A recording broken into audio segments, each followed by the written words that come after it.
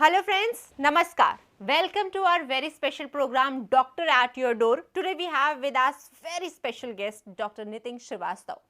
So Dr. Nitin Srivastava is a consultant urologist and andrologist. He was trained in AIIMS New Delhi, India and is the first urologist in India who has received further training from the Oxford University, UK.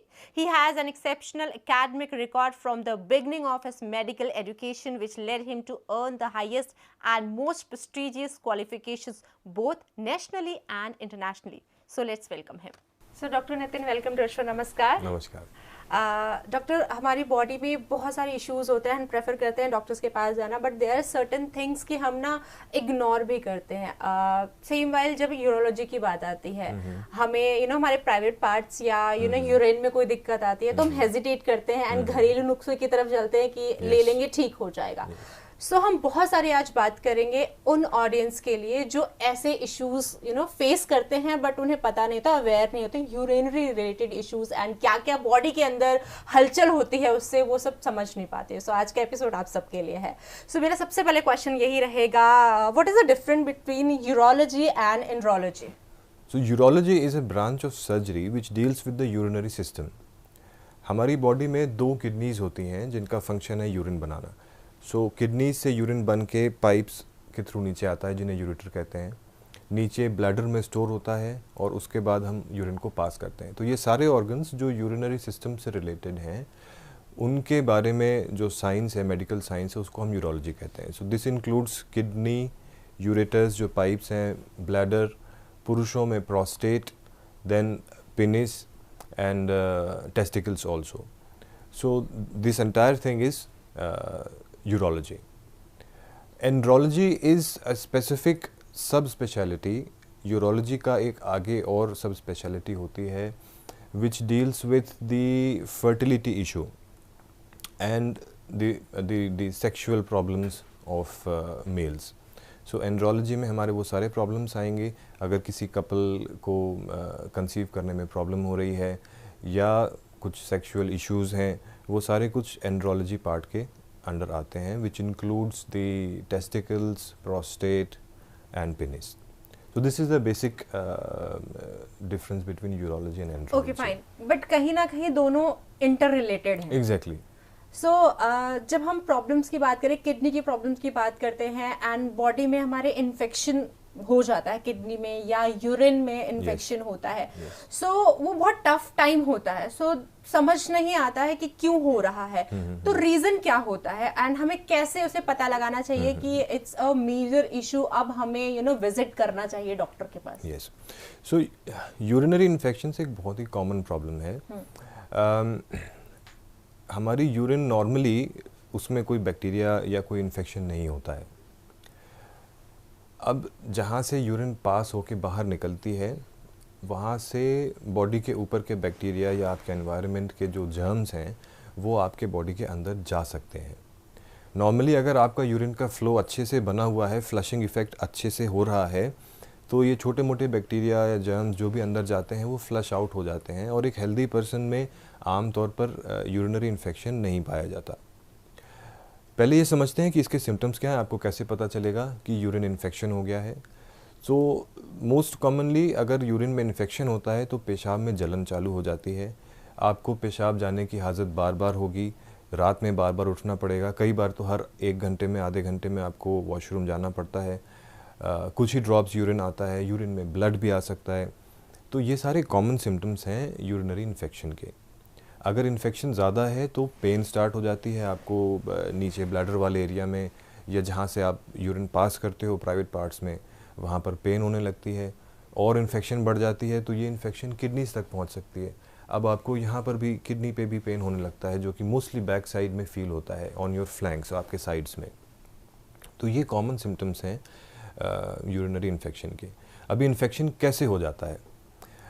Most commonly urinary tract infection ladies में पाया जाता है। There is a difference between a male and a female body.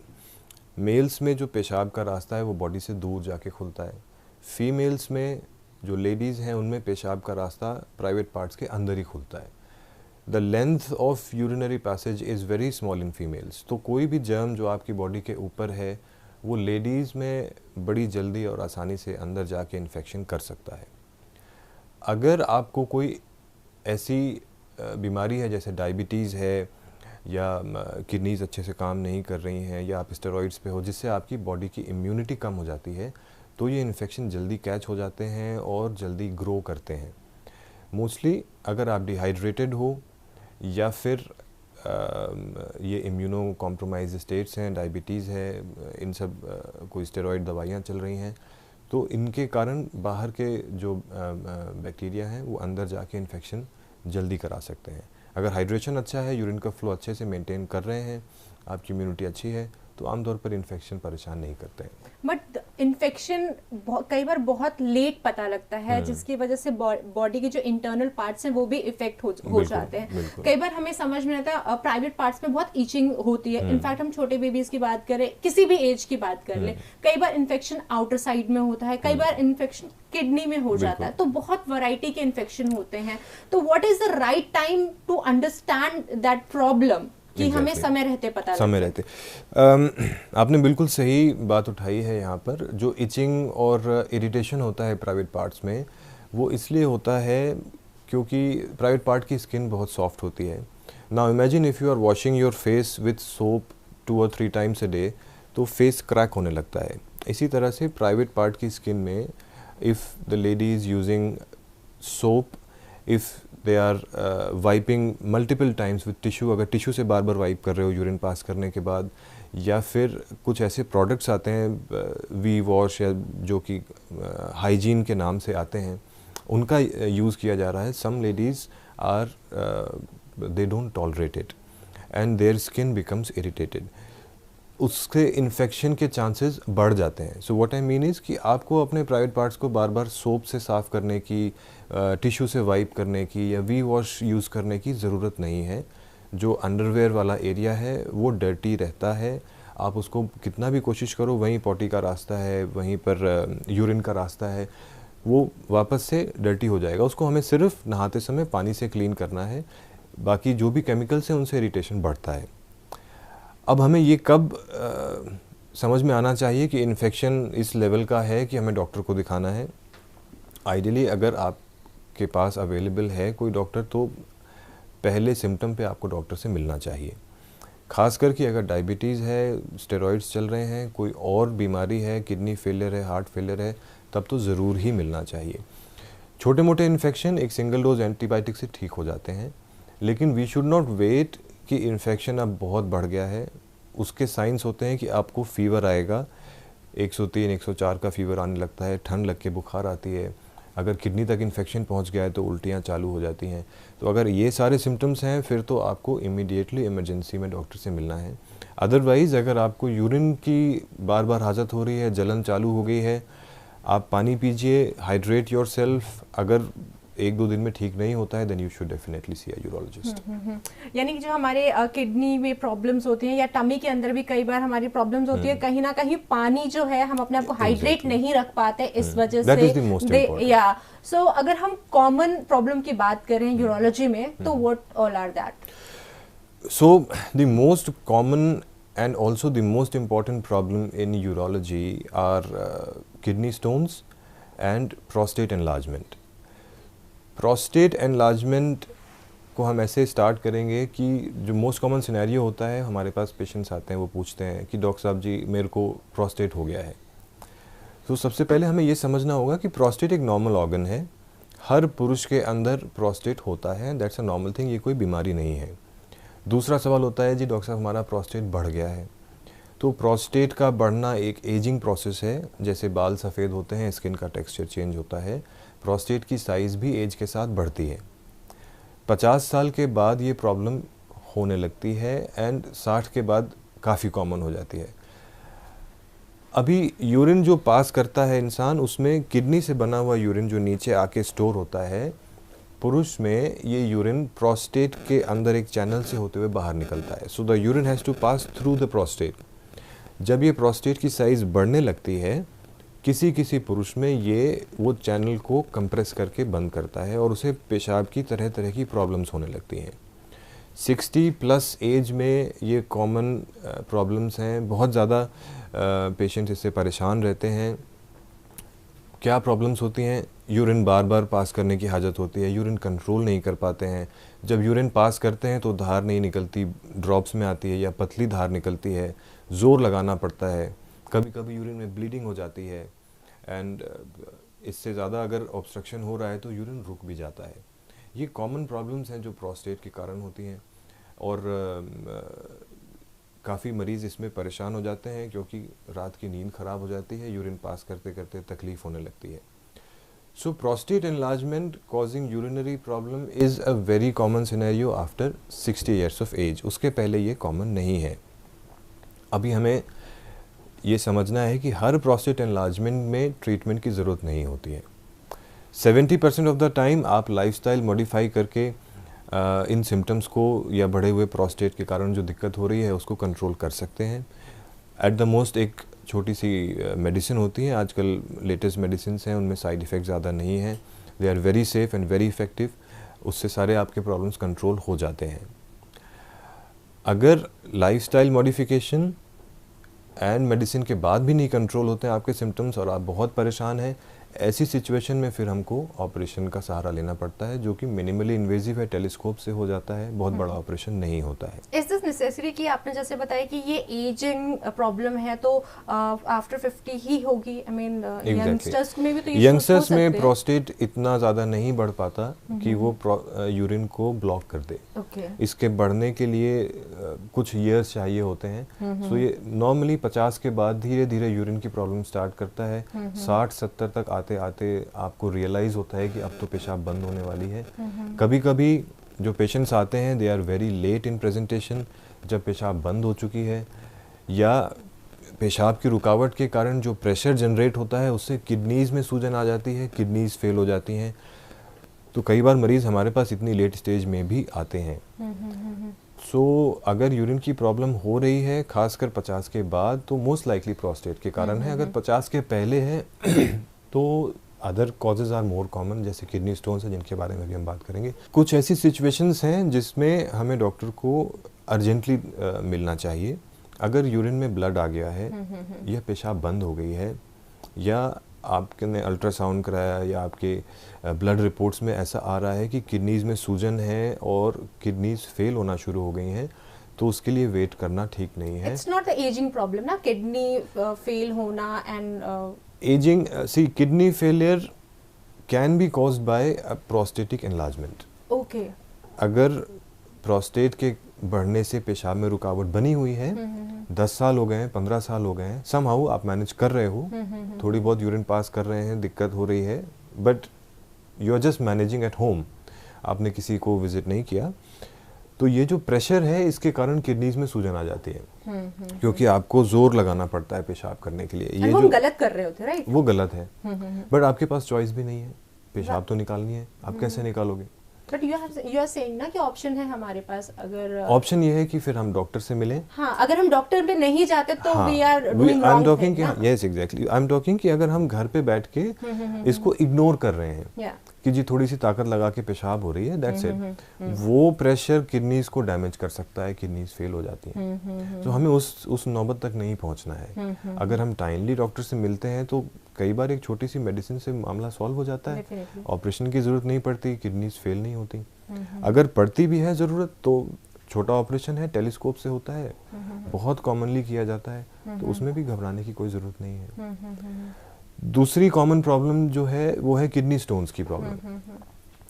ये जान के आपको आश्चर्य होगा कि 10 में से एक इंडियन पॉपुलेशन में 10 में से एक बंदे को या बंदी को किडनी में स्टोन बनता है लाइफ टाइम में एक बार, खासकर नॉर्थ इंडिया में तो और भी ज़्यादा है। जिसे एक बार किडनी स्टोन बन जाता है वो नेक्स्ट 5 ईयर्स में 70 आउट ऑफ 100 यानी 70% लोग ये स्टोन दोबारा बनाते हैं। तो किडनी स्टोन की प्रॉब्लम बहुत कॉमन है और फॉर सम रीजंस अभी साइंस को इसका पता नहीं चल पाया है कि क्यों ये बढ़ती जा रही है। अमेरिका में पिछले 2 दशकों में डबल हो चुके हैं केसेस, इंडिया में भी ये बहुत तेज़ी से बढ़ रहे हैं। ऐसा माना जा रहा है, रिसर्चेज में ऐसा समझ में आ रहा है कि शायद क्लाइमेटिक चेंजेस इसके लिए रिस्पॉन्सिबल हैं। कुछ हद तक जो हमारी डाइटरी हैबिट्स हैं, हम वेजिटेबल्स या सैलड कम खाते हैं, मोस्टली जंक फूड खाते हैं, शुगर इंटेक ज़्यादा है, सॉल्ट इंटेक ज़्यादा है, तो डाइटरी हैबिट्स इसके लिए रिस्पॉन्सिबल है। तो जो नई डाइटरी हैबिट्स हमारी यूथ में डेवलप हो गई हैं जंक फूड, फास्ट फूड खाने की, काफ़ी हद तक वो रिस्पॉन्सिबल है। डिहाइड्रेशन, गर्मी एंड क्लाइमेटिक चेंजेस के कारण हमारे बॉडी का पानी कम हो रहा है, उसके कारण भी स्टोन बनते हैं।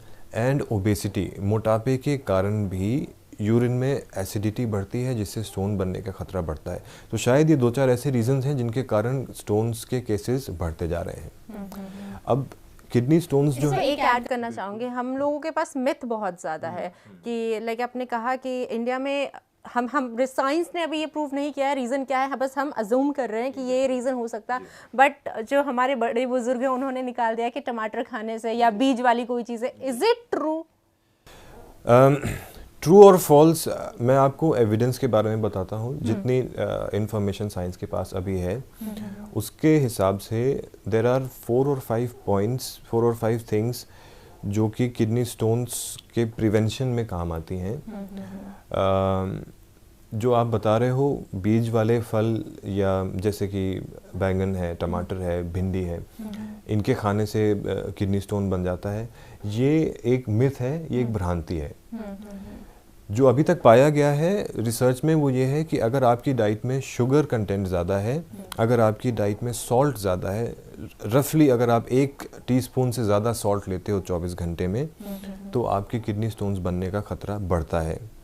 अगर आप की डाइट में कैल्शियम की कमी है, ये भी एक भ्रांति है कि आप अगर दूध पीते हो तो स्टोन बन जाता है। दूध is milk and milk products are good for your health. So आपको अपनी डाइट में कैल्शियम कम नहीं करना है, क्योंकि हमारी बॉडी में जो बोन्स होती हैं वो कैल्शियम का स्टोर हाउस होती हैं। अगर आप डाइट में कैल्शियम नहीं लेंगे तो बॉडी आपकी बोन से कैल्शियम डिसॉल्व करके ब्लड में सप्लाई करेगी, आपकी बोन्स वीक हो जाएंगी। So dietary calcium should be within normal range, जो कि रिकमेंडेड है। खाद्य पदार्थों के सेवन से कैल्शियम लेवल ऐसे नहीं बढ़ता है। लेकिन जो कैल्शियम सप्लीमेंट लेते हैं, कैल्शियम की गोलियां खाते हैं, अगर किसी को किडनी स्टोन की हिस्ट्री है तो उसमें ज़रूर किडनी स्टोन बनने का खतरा बढ़ जाता है। जेनेटिक इश्यूज भी होते हैं। हाँ, मैं उस पर भी आता हूँ। जो कैल्शियम सप्लीमेंट की हम बात कर रहे थे, जो कैल्शियम की गोलियां आती हैं, calcium supplement, vitamin C supplement and vitamin D supplements, corona में काफ़ी लोगों ने खाया है। अगर स्टोन डिजीज़ की हिस्ट्री है तो ये सप्लीमेंट्स अपने आप नहीं लेने चाहिए, डॉक्टर से मिलना चाहिए। कैल्शियम, विटामिन डी और विटामिन सी स्टोन फॉर्मर्स में किडनी स्टोन बनाने का खतरा बढ़ाते हैं। ओके। ये अभी अवेयरनेस नहीं है लोगों में। डेफिनेटली, आई मीन लोग मल्टीविटामिन्स के साथ ये सब इंक्लूड करते हैं। अगर किडनी स्टोन्स बनने के लिए, जैसा आपने अभी चर्चा करी, genetics is a very important factor. देखिए, अगर मेरे को किडनी स्टोन है और आपको नहीं है, हम सेम खाना खा रहे हैं, हम एक ही जगह पर रहते हैं, सेम पानी पीते हैं, बट मेरे को स्टोन बना, आपको नहीं बना। बेसिक डिफरेंस होता है यूरिन की केमिस्ट्री में। सो मेरी यूरिन में जो हम सॉल्ट्स मेरी बॉडी में हैं वो नीचे जल्दी बैठ जाते हैं as compare to your urine. The chemical composition of my urine is different and that is decided by my genetics. So genetics is the primary cause, जिसके कारण अगर यूरिन कॉन्सेंट्रेट होती है तो बॉडी के सॉल्ट्स नीचे बैठ के स्टोन बनाने लगते हैं। so, इसीलिए बोला जाता है कि आप पानी जितना पिएंगे उतने स्टोन के चांसेस कम होंगे, क्योंकि जब आपकी यूरिन कॉन्सेंट्रेटेड हुई, नीचे सॉल्ट्स बैठना स्टार्ट हुए और आपने पानी पिया, वो वापस घुल जाते हैं, फ्लश आउट हो जाते हैं। लेकिन अगर आप रेगुलरली डिहाइड्रेटेड हो, सपोज आप स्पोर्ट्स में हो या फील्ड जॉब है, किचन में ज़्यादा काम करते हो, रूम हीटर एसी चलता है एंड आपका यूरिन डार्क कलर का रहता है मोस्ट ऑफ द टाइम, तो ये जो सॉल्ट्स नीचे बैठते हैं ये इनके ऊपर परत के ऊपर परत जमती जाती है और ये धीरे धीरे स्टोन बन जाते हैं। So hydration is the key factor. आपको 2.5 से 3 लीटर पानी एक दिन में पीना है, नॉर्मल 60 kg का जो इंसान है उसके लिए। एंड एक रफ गाइड होती है कि यूरिन का कलर कलरलेस होना चाहिए। If it is dark yellow that means you are dehydrated, you need to drink more. क्या पी सकते हैं? सारे पेय पदार्थ, दूध, छाछ, लस्सी, juice, everything is good for you. Coconut water includes everything, सारा कुछ मिला के 2.5 से 3 litre. The only fluids which have been proven bad for your kidneys are the cola drinks. Cola drink से किडनी स्टोन्स बनने के खतरे बढ़ते हैं। तो ये जो है fluid intake is the most important. भ्रांतियों में जैसा आपने बताया कि टमाटर या बैगन खाने से स्टोन्स बनते हैं, ये गलत है। नेचर ने जो वेजिटेबल्स के बीज बनाए हैं वो उस प्लांट को स्प्रेड करने के लिए बनाए हैं। बीज डाइजेस्ट नहीं होते हैं। किसी भी सब्जी या फल के बीज अगर आप खाते हो वो अनडाइजेस्टेड आपके पॉटी में मल में निकल जाते हैं। So they can not cause any stone in your body. So kidney stones के बारे में एक और बहुत कॉमन मिथ है, भ्रांति है, वो ये है कि बियर पीने से स्टोन निकल जाता है। This is a complete myth and the fact is कि बियर पीने से एक्चुअली स्टोन बनने का खतरा बढ़ सकता है because it dehydrates you. So what beer does is या अल्कोहल डज इज़ आपको डायूरेसिस कराता है, यूरिन का फ्लो बढ़ाता है, जो कि आप नॉर्मल अगर पानी अच्छे से पीते हैं तो फ्लो अपने आप अच्छा होता है, उसमें बियर का कोई योगदान नहीं है। So we do not recommend alcohol for treatment of stone disease. Definitely. One more thing मैं ज़रूर जानना चाहूँगी because like मेरा पर्सनल एक्सपीरियंस रहा है, छोटे बच्चे जो हैं वो कई बार उनके प्राइवेट पार्ट्स में कुछ प्रॉब्लम्स होती हैं, सो वो पेरेंट्स भी नहीं समझ पाते हैं, पेरेंट्स ये सोचते हैं बच्चा ऐसे ही बोल रहा है। सो इज इट नेसेसरी कि उसको हमें सीरियस लेना है या इग्नोर कर देना? बिकॉज एक दो बार तो चलता है, लेकिन अगर बच्चा बार बार कर रहा है तो हमें फोकस करना चाहिए। तो what is the right way? देखिए, बच्चों के साथ प्रॉब्लम ये है कि वो आपको ढंग से बता नहीं पाते कि दिक्कत क्या है। मोस्ट कॉमनली या तो वो आपको इतना बता पाएंगे कि दर्द हो रहा है, या वो मोस्टली अपने प्राइवेट पार्ट्स को बार बार टच करते हैं, खासकर यूरिन पास करते समय। तो इसका मतलब ये होता है मोस्टली उन्हें यूरिन पास करने में जलन होती है, that burning sensation irritates them, इसलिए वो बार बार वहाँ टच करते हैं, इचिंग करते हैं, but they can not explain कि उनके साथ क्या हो रहा है। अगर ये सिचुएशन बार बार हो रही है तो फिर आपको डेफिनेटली डॉक्टर से मिलना चाहिए, क्योंकि कभी कभी बच्चों में भी यूरिन इन्फेक्शन होता है। कुछ जन्मजात कंजेनाइटल ऐसी कंडीशंस होती हैं जिनमें यूरिन इन्फेक्शन जल्दी जल्दी होता है बच्चों में।